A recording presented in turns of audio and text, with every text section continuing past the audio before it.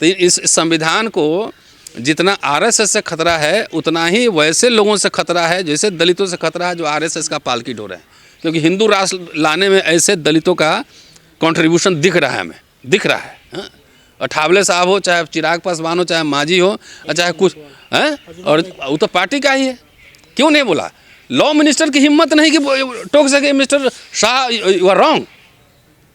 तो इसका मतलब है राजस्थान के लोग भी जान जाए, उनके कॉन्स्टिट्यूंसी के लोग भी जान जाए कि ये अपना पेट पालने के लिए वहाँ पे है, समाज का कोई भला ये लोग नहीं कर सकता है। कुछ लोग अपने जीत नहीं सकते हैं, लेकिन संविधानवादियों को हराने के लिए जो हिंदू राष्ट्र की पालकी अप्रत्यक्ष रूप से ढो रहे हैं, उसका माल, मोटा माल जरूर उनको मिलता होगा। ठीक है, तो ये सब तनख्वाह पे है। तनख्वाह का बहिष्कार करो, अपना और अपना बच्चा का भविष्य, एजुकेशन, शिक्षा, रोजगार बचाना है। तो जब लड़ाई दो विचारधारा में हो तो मोटा मोटी एक विचारधारा के साथ हमें खड़ा रहना चाहिए। कह रहे हैं ना, गले में माला, विचारों पर ताला। तो नकली अम्बेडकर वाद है इनका। हाँ, वो फूल चढ़ाएगा, माथा टेकेगा। वो जाके संसद में माथा टेके थे, संसद ही बदल दिए। गुरुजी को प्रणाम किए थे, उनका ड्राइवर बने थे रथ यात्रा में ड्राइवर बने थे, और वो जो है गुरुजी को ही कर दिए कहाँ पे, मार्गदर्शक मंडल में। तो जहाँ जहाँ संविधान पे सर झुकाएंगे, बाबा साहब को जितना जोर, आजकल देखो ना आरएसएस जो भगवाधारी टाइप से लोग जो है ना। अच्छा एक बात बताइए, दलित बस्तियों में, मोहल्लों में या पिछड़े मोहल्लों में आरएसएस का एजेंट जाएगा तो क्या बोलेगा वहाँ पे? जय गोलवलकर बोलेगा, जय मनुस्मृति बोलेगा? कैसे घुसेगा? वो तो जय भीम बोलेगा, जय संविधान बोलेगा। ये बोल के आपके घर पहुंच जाएगा, पानी भी पियाएगा, खाना भी करेगा, काम करेगा किसका? मनुस्मृति का। तो इससे तो आपको सावधान रहने की जरूरत है। विपक्ष के सांसद भी तो नहीं बोल रहे, सड़कों पे क्यों नहीं आ रहे? जब सड़क पे आज ही तो आंदोलन मैंने देखा है सोशल मीडिया पे, देखिए कई जगह आंदोलन, पुतले फूके गए हैं। उतरोगे नहीं तो जनता दौड़ाएगी, उतरोगे, आप कोई विकल्प नहीं है। दूसरी बात है, जो परम पूज्य बाबा साहब के नाम लेकर राजनीति कर रहे हैं, है ना, किसका? परम पूज्य बाबा साहब। दिन भर भजन जैसे कर रहे हैं कि जैसे आपने बाबा साहब का असली उत्तराधिकारी, बौद्धिक उत्तराधिकारी वही हो। उनकी तरफ से आंदोलन, कितने दलित पार्टियों ने आंदोलन किया है सड़क पे, जो बाबा साहब के नाम पे राजनीति करते हैं। सवाल उनसे भी बनता है, तो क्या अमित शाह डर गए हैं जो अभी तक सिनेरियो चल रहा? भाई जनता है इस देश में। बाबा साहब ने जो संविधान लिखा था, उसका पहला लाइन क्या है? वी द पीपल, हम भारत के लोग। बाबा साहब संविधान सभा में जो बात बोले थे वही बात मैं पढ़ देता हूँ, इसीलिए वी द पीपल लिखा था, जय श्री राम अल्लाह अकबर नहीं लिखा था। संविधान सभा में उन्होंने सारी वो संभावनाएं व्यक्त कर दी थी जब 26 नवंबर को भाषण दिया था कि क्या क्या इस देश में हो सकता है। ठीक है, तो उन्होंने कहा था 25/11/49 का है, ये भारत ने बौद्धों की जनतांत्रिक प्रणाली गंवाई। लंबे समय से जनतंत्र प्रयोग में न होने के कारण इसका नया लगना भारत जैसे देश में हो सकता है। यहाँ जनतंत्र द्वारा तानाशाही को स्थान दिए जाने का खतरा है। नए सिरे से देश में आया जनतंत्र अपना बाह्य रूप बरकरार रखेगा, लेकिन असल में वह तानाशाही को ही जन्म देगा। प्रचंड बहुमत हो तो दूसरी संभावना यानी तानाशाही के पैदा होने का ज़बरदस्त खतरा है। ये बाबा साहब के स्टेटमेंट है, संविधान सभा में उन्होंने कहा था। तो इन प्रचंड बहुमत है, तो इनको जो मर्जी है जो कर रहे हैं पूरा विपक्ष। लेकिन अब देखिए, तब बाबा साहब ने कहा था ना कि ऐसा हो सकता है, तो उन्होंने लगा हम भारत के लोग अगर दुष्टों का शासन आएगा, तानाशाहों का शासन आएगा, तो तुम सड़क पर उतरना, और सड़क पर उतर के आंदोलन करना, ऐसे सरकार को बर्खास्त करना। लोहिया भी कहते थे ना, जब सड़कें सुनसान होंगी तो संसद आवारा होगा, कहते थे वो। तो ये बाबा साहब ने संभावना व्यक्त कर दी थी उसी समय कि यहाँ पर भक्ति नहीं करना है। धर्म में तो भक्ति मुक्ति का मार्ग हो सकता है, राजनीति में जो है तानाशाही की ओर ले जाने वाले मार्ग है। इसलिए दलितों को मैं कह रहा हूँ कि अपने नेता की भक्ति मत करो, अपना आँख कान खोलो और देखो कि कौन क्या कर रहा है। मैं कह रहा हूँ कि जो भाषा आरएसएस की है वही भाषा अगर दलितों की है, इसका मतलब उसके पेरोल पे है, पेरोल पे नहीं है भाई। 70 साल में जो हुआ, बीजेपी आरएसएस उसी को बेच रही है ना। 70 साल के पहले दलितों के पास कौन बैंक, जमींदारी, जागीरदारी थी? जरा बताना मुझे। थी? वो जो मिला अफर्मेटिव एक्शंस के थ्रू मिला, जो मिला रिजर्वेशन संविधान की वजह से मिला। उसी संविधान को ध्वस्त कर रहा है, और दलित सब तब भी हुआ कर रहा है कि 70 साल में कुछ नहीं हुआ। आरएसएस तो कर रहा है, तो ठीक कर रहा है, उसको हिंदू राष्ट्र बनाना था, मनुस्मृति का राष्ट्र बनाना था, तो उसके नज़र में तो ठीक है। लेकिन हमारे नज़र में कैसे ठीक हो सकता है? हमको पढ़ने का अधिकार नहीं था, पानी पीने का अधिकार नहीं था, सड़क पर चलने का अधिकार नहीं था, हमको वोट देने का अधिकार नहीं था, शिक्षा का अधिकार नहीं था, रोजगार व्यापार का अधिकार नहीं था। वो सारे अधिकार तो हमें संविधान से ही मिले हैं ना। तो हम कैसे कह सकते हैं कि 70 साल में कुछ भी नहीं हुआ? पहले बहराइच, फिर संभल, अब अजमेर।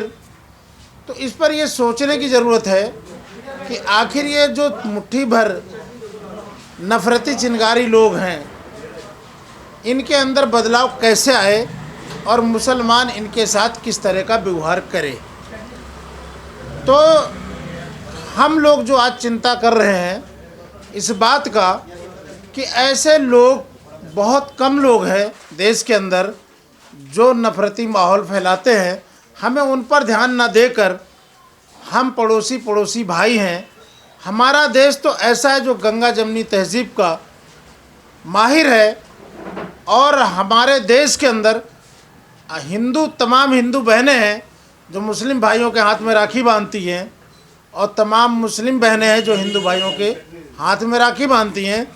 हिंदू मुस्लिम गंगा जमनी तहजीब इस तरह से यहाँ पर कामयाब रहा है कि अगर पूरी दुनिया का नक्शा उठाकर देखा जाए तो सबसे शांति प्रिय हमारा देश माना जाता है पूरी दुनिया में। अब सवाल ये उठता है कि हम लोग, हमारा कहीं ना कहीं मुसलमान का हिंदू से, हिंदू का मुसलमान से ताल्लुक़ बना हुआ है। हमने यहाँ तक देखा हॉस्पिटलों के अंदर, अगर हिंदू भाई हमारा बीमार है तो मुस्लिम उसे खून दे रहा है, और अगर मुस्लिम बीमार है तो हिंदू खून दे रहा है। तो नफ़रत को मोहब्बत से ख़त्म किया जा सकता है, नफ़रत को नफ़रत से ख़त्म नहीं किया जा सकता।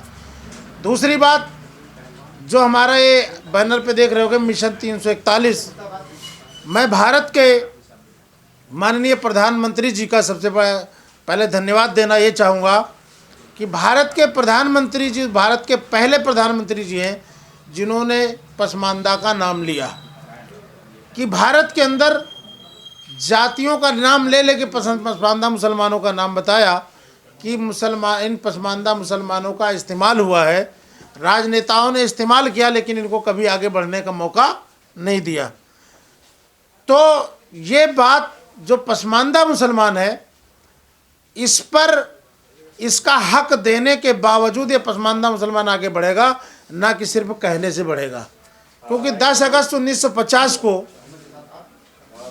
अनुच्छेद 15 का कत्ल कर धर्म के नाम पर प्रतिबंध लगा दिया गया था, और उस प्रतिबंध को लगने की वजह से मुसलमान देश का झल्ली पल्ली, रेड़ी, रिक्शा, ठेला, नींबू, धनिया, मिर्चा, मुर्गी, मुर्गा, अंडे पर पहुंच गया। हम इस देश को आज़ाद कराने में हमने कुर्बानियाँ दी हैं। हमारे पूर्वजों ने अपनी जान की कुर्बानी दी है, लेकिन हम डॉक्टर बनना चाहते थे, हम इंजीनियर बनना चाहते थे, हम इस देश में नेता बनना चाहते थे, आईएएस बनना चाहते थे, आईपीएस बनना चाहते थे, लेकिन आपने हमें पंचर की दुकान की तरफ ढकेला, हमको चमड़े की फैक्ट्री की तरफ ढकेला, हमको जूता बनाने की तरफ ढकेला, हमको भीख मांगने की तरफ ढकेला। याद रखो कि अगर हमारी तरक्की होती तो देश की आज तरक्की होती। यहाँ तक कि भारत की जो सरकारी रिपोर्ट है, रंगनाथ मिश्र, राजेंद्र सच्चर आयोग को आकर ये कहना पड़ा कि देश का मुसलमान पिछड़ों के पीछे जा चुका है। तो मैं आदरणीय देश के माननीय प्रधानमंत्री जी से गुजारिश करूंगा कि जिस तरह 1956 में आपने सिख मज़हब के लोगों के लिए आपने दुआ प्रतिबंध हटाया, जिस तरह आपने 1990 में बौद्ध धर्म के लिए प्रतिबंध हटाया, ठीक उसी तरह दलित मुसलमानों के लिए और दलित ईसाई, दलित जैन, बौद्ध, इनके लिए भी हटाएं, ताकि सब देश की मुख्यधारा से जुड़कर इस देश का मुसलमान भी तरक्की कर सके। इसके लिए हम लोगों ने आज सभी कार्यकर्ताओं को बुलाया है जो दिल्ली के हैं, और आने वाले समय में हम लोग शाना बशाना जुड़कर अपने संवैधानिक अधिकार की मांग लिखित तौर से सरकार से करें, ताकि भारत सरकार हमारी तरफ ध्यान दे। और 2004 में मुकदमा नंबर 180/2004 जो डला सुप्रीम कोर्ट में, मैं चीफ जस्टिस इंडिया से भी कहना चाहूँगा, गुजारिश करूँगा कि चीफ जस्टिस इंडिया साहब इस मामले पर ध्यान दें, क्योंकि मुसलमान पिछड़ों के पीछे जा चुका है, और अगर देश का मुसलमान तरक्की नहीं करेगा तो देश की भी तरक्की मानी नहीं जाएगी। इसलिए हमारी तरक्की होना ज़रूरी है। हमें आईएएस, आईपीएस, डॉक्टर, इंजीनियर सब कुछ बनना है, हमें पंचर की दुकान से हटाया जाए, हमें भी पढ़ने लिखने का मौका दिया जाए।